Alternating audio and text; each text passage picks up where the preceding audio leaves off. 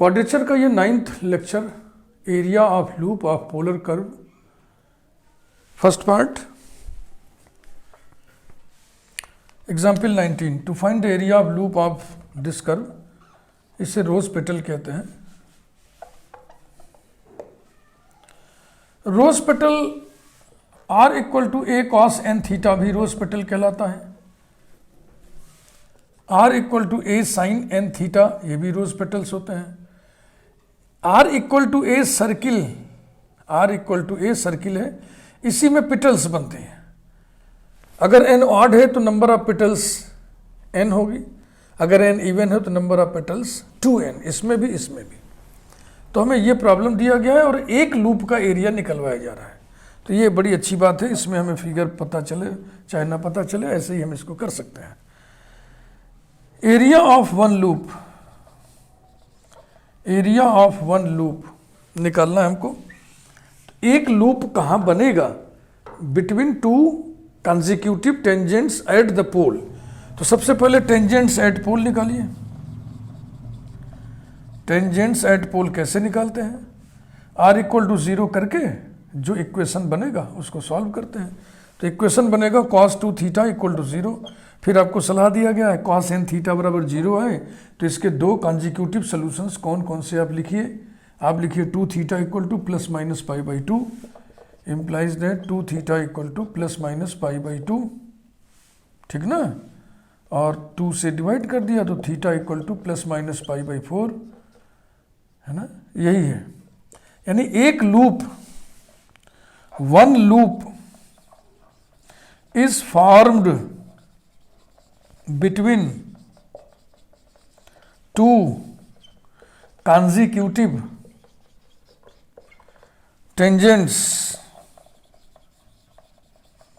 theta equal to minus pi by 4 and theta equal to pi by 4। तो limit clear, tangent के जो equations होते हैं वही लिमिट्स होते हैं। फटाफट आप कैलकुलेट कर लीजिए। एक लूप की जहां तक बात है, और अगर आपसे पूछा जाए find the whole area of this curve, तो ये रोज पेटल है, पहले पहचानिए। इसमें कितने लूप्स बनेंगे वो जानकारी रखिए। एक लूप का निकालिए, टोटल नंबर ऑफ लूप से मल्टीप्लाई कर दीजिए। तो एक लूप का निकाल के कितने लूप बनेंगे? 4, 2 इज इवन, 2 2 जा 4 दूने।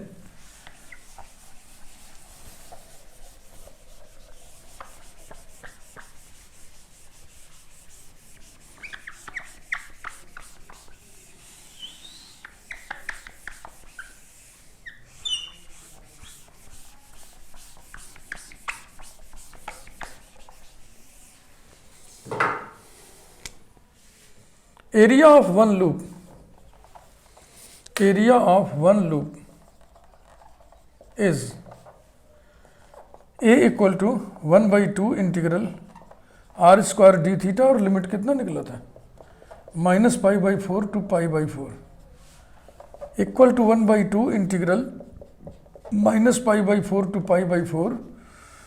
r का इक्वेशन दिया था a cos 2 थीटा, तो हो जाएगा a square cos square 2 theta d theta. Theta की जगह माइनस थीटा रखने से कोई इफेक्ट इंटीग्रेंड पर नहीं पड़ेगा, इसलिए by the property of definite integral it will become 2 into 1/2 integral 0 to pi by 4 a square cos square 2 theta d theta by property of definite integral.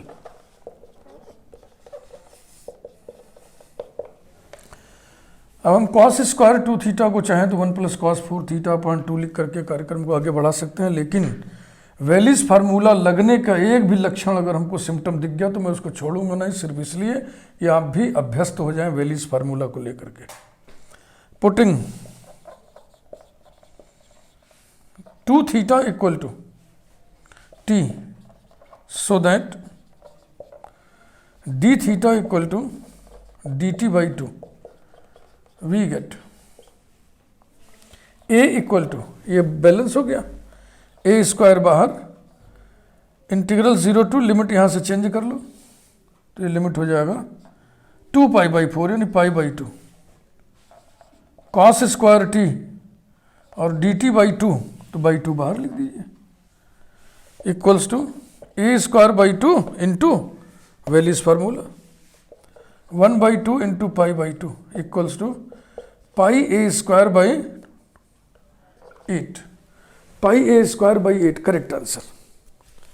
अब इस पे वही रिमार्क लिख दीजिए कि अगर मान लीजिए पूछा नहीं गया है, पूछा तो एक ही लूप का एरिया गया है, लेकिन अगर होल एरिया निकालना होता तो हम क्या करते, एक लूप के एरिया में टोटल नंबर ऑफ लूप्स से मल्टीप्लाई कर देते हैं। रिमार्क लगा दीजिए। Whole area of the curve bounded by the curve लिखना चाहिए, bounded by the curve r equal to a cos 2 theta is number of loops into area of one loop, area of one loop equal to 4 into pi a square by 8 equal to pi a square by 2। ऐसे करते हैं इन problems को।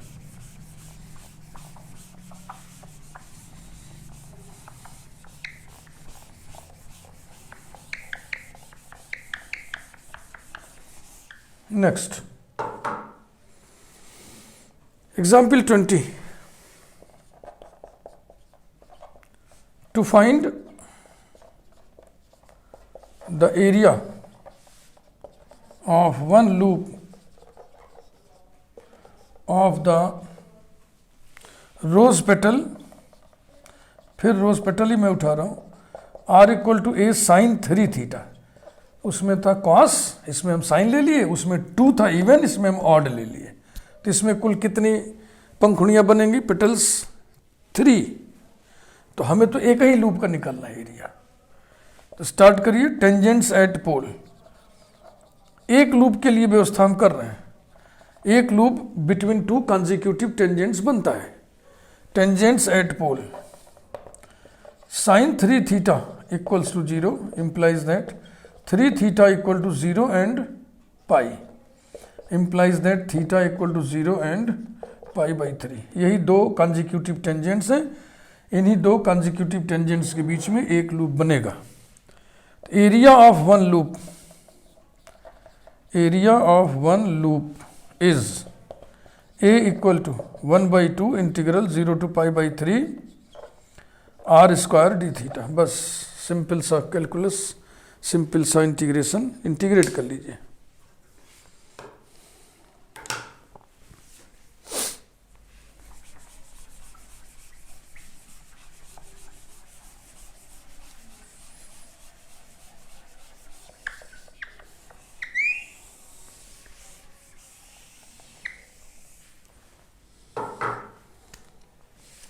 implies that a equal to 1/2 integral 0 to pi by 3 r square माने a square sine square 3 theta, a square sine square 3 theta d theta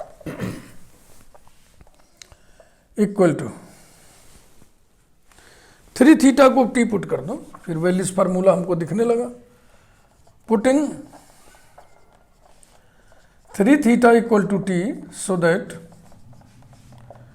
d theta equal to dt upon 3 we get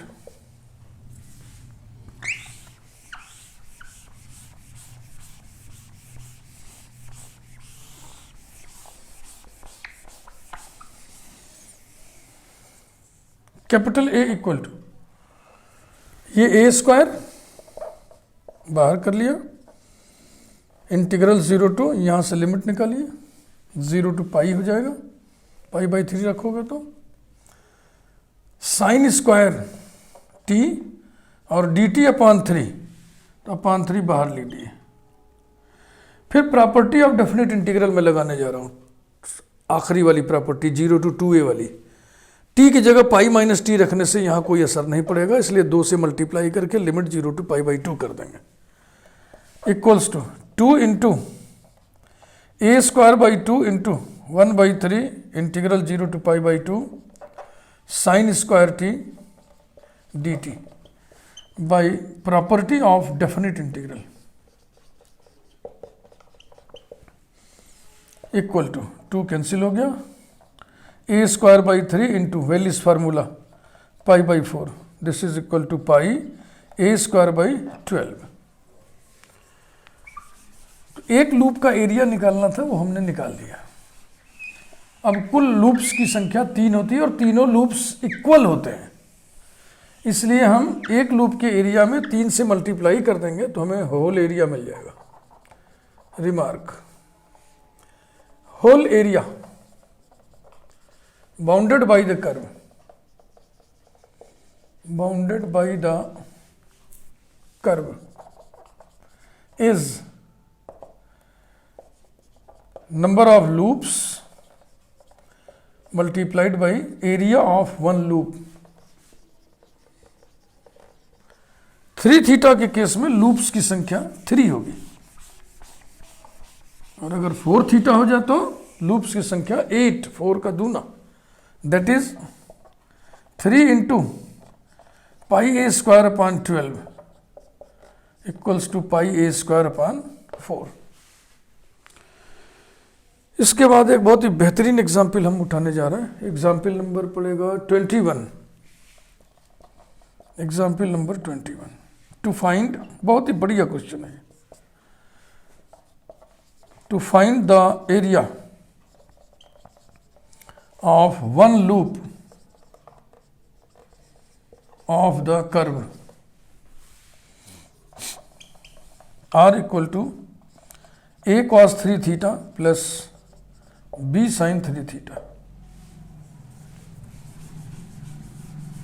ए और b positive है, कुछ न दिया रहे तो ऐसे समझ लेना चाहिए पॉजिटिव है।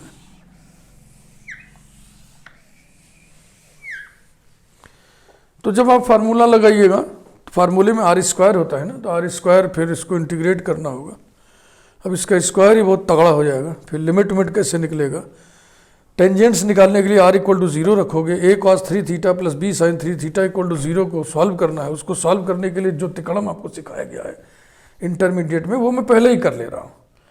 वो सिखाया ये गया है कि a equal to r cos alpha, b equal to r sine alpha put करो, या तो इसको सिंगल साइन में बदल लो या तो सिंगल को साइन में इसको ट्रांसफॉर्म कर लो, तो वो मैं पहले ही कर दे रहा हूँ। r equal to a cos 3 theta plus b sine 3 theta, ये दिया हुआ है। Let us put a equal to r cos alpha, b equal to r sin alpha, so that solve करके उल्टा रिलेशन अगर हम निकालें तो आर स्क्वायर बराबर, देखो स्क्वायर करके जोड़ो, a square plus b square equal to r square, यानी r equal to under root a square plus b square, and b upon a कितना आएगा, tan अल्फा, तो alpha equal to tan inverse b by a. New form, नया रूप of equation 1 is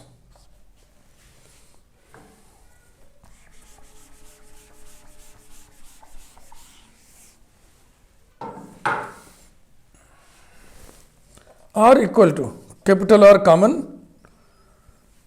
cos 3 theta into cos alpha plus sine 3 theta into sine alpha equal to capital R cos of 3 theta minus alpha. ठीक ना, ये दूसरा आ गया। फिर इसमें एक हम तिकड़म करेंगे, स्किल लगाएंगे, क्योंकि ये एंगल कॉम्प्लिकेटेड है। आपको ये बताया जा चुका है, सिखाया जा चुका है कि मान लो ये एरिया है, ये एरिया है, इसको हम शिफ्ट कर दें, सरका दें, माने ट्रांसलेट कर दें, तो एरिया थोड़ी बदलेगा, या हम रोटेट कर दें तब भी तो एरिया नहीं बदलेगा। तो हम क्या करने जा रहे हैं, हम सिस्टम को अल्फा एंगल से रोटेट करने जा रहे हैं। Rotating the system, rotating the system, system को रोटेट कर रहे हैं, एरिया को नहीं छेड़ रहे हैं। सिस्टम माने system of axes, rotating the system through an angle, through an angle alpha. New equation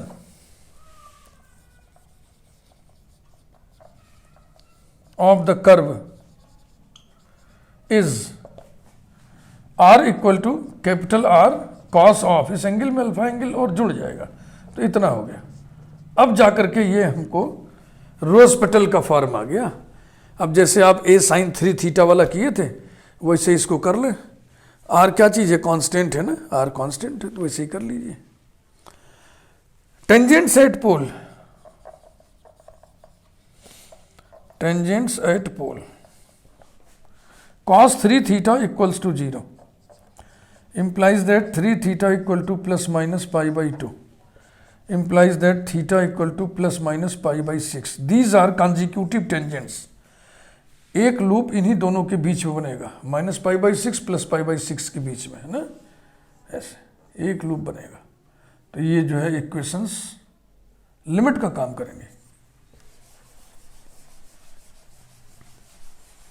area of one loop, कुल लूप्स कितने बनेंगे, 3, यहां ऑड है ना 3,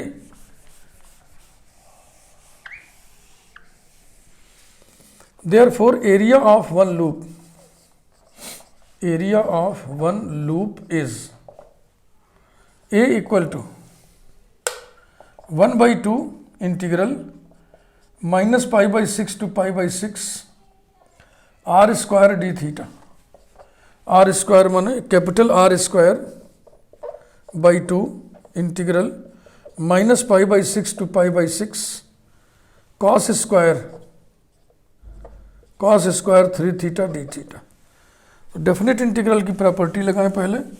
इंटीग्रेंड में थीटा को माइनस थीटा से रिप्लेस करने से कोई इफेक्ट नहीं पड़ेगा, इसलिए 2 से मल्टीप्लाई करके हम लिमिट 0 से पाई बाई 6 कर देंगे। Equal to 2 into capital r square by 2 integral 0 to pi by 6 cos square 3 theta d theta by property of definite integral.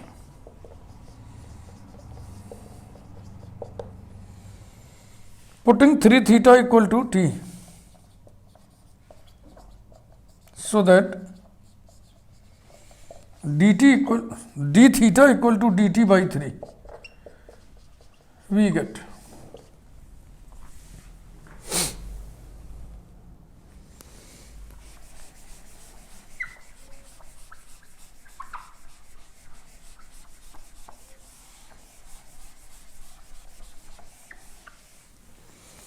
यहाँ पे पाई बाई 6 था ना,